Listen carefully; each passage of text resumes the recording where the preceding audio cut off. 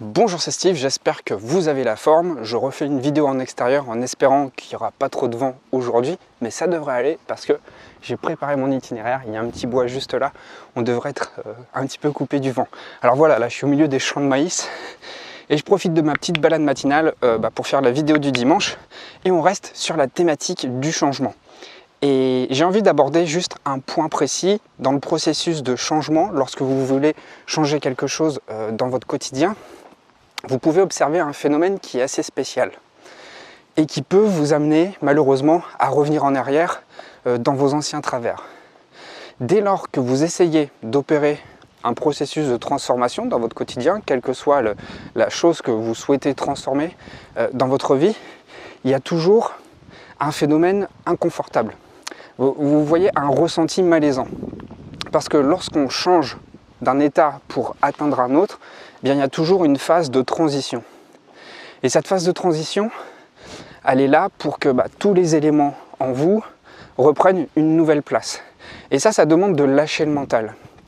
Pourquoi ? Parce que lorsque vous êtes en train de changer, vous faites place à du nouveau. Vous mettez à disposition dans votre espace de vie, dans votre corps, partout autour de vous, quelque chose de nouveau. Et votre mental, il ne va pas être rassuré du tout, il va se raccrocher au passé. Parce que tout ce qui est familier sécurise. Et ça, on le voit même dans nos relations. On a tendance à tisser des liens facilement avec des personnes avec qui on a des points en commun. Parce que la familiarité sécurise. Eh bien, dans vos processus de changement, en vous, ça va être exactement la même chose. Lorsque vous allez essayer de changer quelque chose dans votre vie, évidemment, ça va générer de l'insécurité. Et bien plus que de l'insécurité, même de l'inconfort. Et votre mental va se dire, ok, là je suis en position de danger, il va falloir que je me raccroche à mes anciens schémas pour retrouver un semblant de normal. Mais c'est justement là la question. Il est question de sortir de votre norme, de la norme que vous aviez construite et qui n'est plus vraiment équilibrante pour vous. L'idée, c'est que vous avez trouvé, vous avez puisé dans vos ressources l'envie, la motivation et même la vision pour développer quelque chose de nouveau, mais votre mental s'accroche à vos anciens modèles pour éviter que vous ayez à souffrir. Simplement, la souffrance fait peut-être partie du process. La souffrance, c'est quelque chose que vous ressentez parce que vous êtes déstabilisé. Et donc, il va falloir apprendre à composer avec cette souffrance. Et encore une fois, je le répète, je l'ai répété pas mal de fois, le souci ici, c'est qu'on s'identifie trop à ces souffrances. On s'identifie trop à ces schémas, à ces pensées négatives. On s'identifie trop à nos émotions désagréables. Ce qui va vous permettre justement de tenir le coup et puis de garder cette même trajectoire de changement dans la durée, c'est de prendre du recul par rapport à cette souffrance. Et de vraiment vous dire, et en tout cas intégrer le fait que cette souffrance est passagère. Tout état de transition génère un état de déstabilisation et ça c'est normal. Et ce qui va vous aider justement à tenir le coup, c'est de garder le cap sur l'état que vous souhaitez atteindre, sur l'étape du changement. Alors, beaucoup de personnes me disent que l'hypersensibilité est un fardeau et que c'est bien de ressentir les choses, c'est bien d'avoir conscience des choses, mais que ça peut être handicapant. Moi, réellement, je ne comprends pas trop pourquoi. Je ne comprends pas trop pourquoi on réfléchit comme ça, parce que quelque part, c'est se victimiser. C'est se victimiser et puis c'est rester enfermé, c'est s'acoquiner quelque part avec toutes les choses qui bloquent. Et quelque part, ça revient à s'excuser, à s'auto-excuser de ne pas avancer. Alors attention, je ne dis pas qu'il faut ne pas être doux, ne pas être empathique, ne pas être à l'écoute, mais au contraire, si vraiment on prend la peine d'écouter les signaux que nous envoie notre corps, et ils sont d'autant plus forts lorsque on est très sensible, eh bien ces signaux sont là pour vous aider. Ces signaux, même s'ils sont très intenses, sont là pour vous envoyer des signaux d'adaptation, pour vous rééquilibrer, pour vous ajuster. Donc plus vous utilisez ces signaux comme des leviers, et plus vous allez pouvoir utiliser l'intensité de ces signaux pour inverser leur polarité. Je m'explique. Lorsque ces signaux sont trop intenses, sont trop envahissants, génèrent trop de souffrance, utilisez cette intensité à votre service. Par exemple, je ressens une peur trop intense, je ressens de la colère trop intense. Qu'est-ce que je fais avec ça? Est-ce que je continue de me laisser pourrir par ces émotions négatives en m'identifiant à elles, ou est-ce que je les utilise comme levier, comme tremplin pour m'émanciper de cette situation? C'est-à-dire, je vais utiliser cette peur et cette colère pour me dire « Ok, j'en peux plus d'être assimilé à la peur, à la colère, à l'agacement. J'en peux plus et je vais utiliser cette énergie-là pour m'en extraire. Qu'est-ce que je peux faire pour que ça ne m'handicape plus? Qu'est-ce que je peux faire justement pour m'extraire de tout ça ?» Et donc, ça va vous demander quelque part, oui, de l'abnégation. Ça va vous demander un certain cheminement. Et quelque part, je le répète aussi assez souvent, il n'y a pas tant à faire avec le mental. Il faut arrêter de chercher midi à 14 h. Tous les processus du vivant, de la transformation sont en vous. C'est pour ça que j'aime bien faire les vidéos en pleine nature, parce que ça m'aligne, ça me calme, en tout cas, mon mental est toujours là, mais il ne prend pas le dessus. C'est-à-dire que mon énergie vitale qui est dans tout mon corps, eh bien, elle est là, et c'est avec elle que je me réinvente, c'est avec elle que je me recrée, c'est avec elle que je me projette dans l'avenir. Et c'est pas uniquement avec mon mental.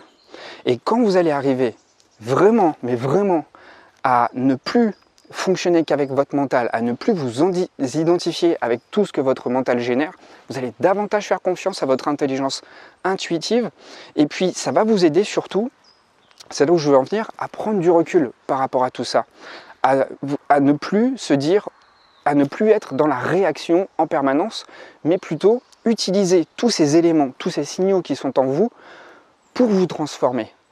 Alors oui, ça demande de la patience. Alors oui, ça demande de l'écoute. Oui, ça demande une certaine discipline. Je ne vais pas vous mentir. Mais cette discipline, finalement, c'est quoi? C'est quelque part une sagesse de vie. Cette discipline, c'est apprendre à être avec soi-même, c'est apprendre à être à l'écoute de ses rythmes, c'est apprendre à se synchroniser avec son mouvement intérieur. Et le plus souvent, lorsqu'on essaie de tout contrôler, lorsqu'on essaie de plus être en colère, lorsqu'on essaie d'être plus dépressif, lorsqu'on essaie de plus être triste, lorsqu'on essaie de ne plus avoir peur, eh bien on force le process parce qu'on n'est qu'avec notre tête, on n'est qu'avec notre mental. Et notre ego voudrait qu'on soit des personnes parfaites. Notre ego voudrait qu'on soit comme des normes de bien-être, des normes véhiculées par le développement personnel. Je pense que vous le voyez depuis le temps que je suis loin d'être une personne parfaite.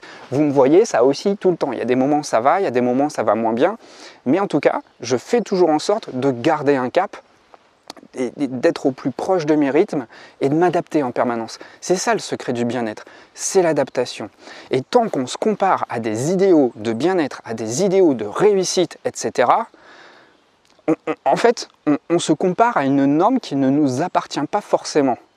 Vous, le plus important, c'est quoi? C'est quoi qui vous anime? C'est quoi vos valeurs? C'est quoi vos envies? C'est quoi vos projets?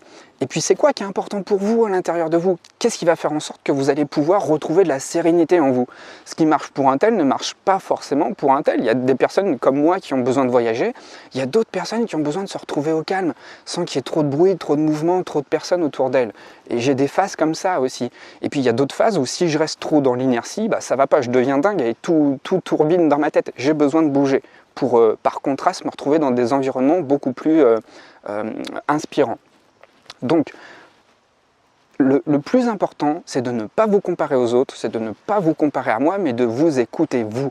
Et pour ça, il faut se synchroniser avec ses mouvements intérieurs. Et je trouve que c'est super intéressant ce qu'on vit en ce moment. Là, on est dans un changement de saison, même si ça fait un petit moment qu'on est dans l'automne, on le voit avec la baisse des températures, mais vous allez l'observer, vous allez voir que les comportements, vos envies, vos désirs, tout ce qui va contribuer à votre bien-être, ça va plus être les mêmes activités que lorsqu'il faisait beaucoup plus chaud. On a des saisonnalités et le plus important, c'est de toujours être à l'écoute de ces saisonnalités à l'intérieur de soi. Inspirez-vous des cycles du vivant, inspirez-vous d'un arbre. Est-ce qu'un arbre il a besoin de réfléchir pour savoir s'il doit perdre ses feuilles, pour savoir s'il doit bourgeonner, etc. En fait, ces cycles du vivant sont en lui, tout comme ces cycles du vivant sont en nous. D'accord? Donc le plus important, eh bien, c'est de vraiment être à l'écoute de soi, à l'écoute de ses ressentis, développer cette intelligence intuitive en se connectant à ses émotions. Se connecter à ses émotions, ce n'est pas subir ses émotions, c'est justement comprendre le message qui est véhiculé, le message que notre corps nous envoie pour savoir, ok, Maintenant, qu'est-ce que j'ai à faire pour m'ajuster, pour toujours rester sur ma route, pour toujours me sentir bien, pour toujours être à l'état d'équilibre? C'est ce que je vous propose dans cette formation Opération Transformation. C'est vraiment de trouver votre propre rythme à vous, de vous connecter à votre propre mouvement pour pouvoir être bien, quels que soient les aléas qui se passent à l'extérieur. Le secret du bien-être, le secret du développement, de la réussite et de l'épanouissement, c'est l'adaptation. Tout bouge en permanence autour de nous, tout bouge en soi. Le plus important, c'est de vraiment trouver l'équilibre entre le dedans et le dehors. Et pour trouver l'équilibre entre le dedans et le dehors, déjà il faut apprendre à être bien en dedans. Il faut savoir bien sonder le dedans, bien comprendre le dedans. Et pas comprendre uniquement avec sa tête, mais le comprendre avec son instinct. Et c'est ça que l'on perd de plus en plus. Les rythmes de notre société occidentale nous extraient de plus en plus de notre intériorité. Et je ne parle pas de trucs perchés, je ne parle pas de trucs spirituels, de gogo spiritualité. Je vous parle simplement d'être à l'écoute de ses propres rythmes. Il y a plein de façons d'être à l'écoute de ses propres rythmes. Et dans le programme Opération Transformation, justement, ma voix vous accompagne pour vous aider justement à travers de multiples exercices à vous ancrer, à vous enraciner en vous et puis à faire le reset de tous vos anciens schémas mentaux qui vous desservent complètement.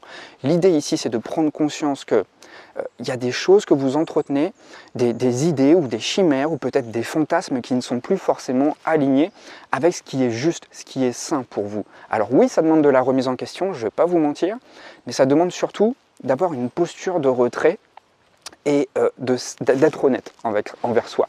C'est complètement une démarche tout à fait honnête, ce qui demande un effort pour être sincère avec soi et oser voir les choses en face. Donc si vous êtes prêt pour faire ce travail avec moi, je suis chaud pour vous accompagner. Vous avez le lien dans la description. Ok, le corbeau il est ok pour faire la promotion avec moi.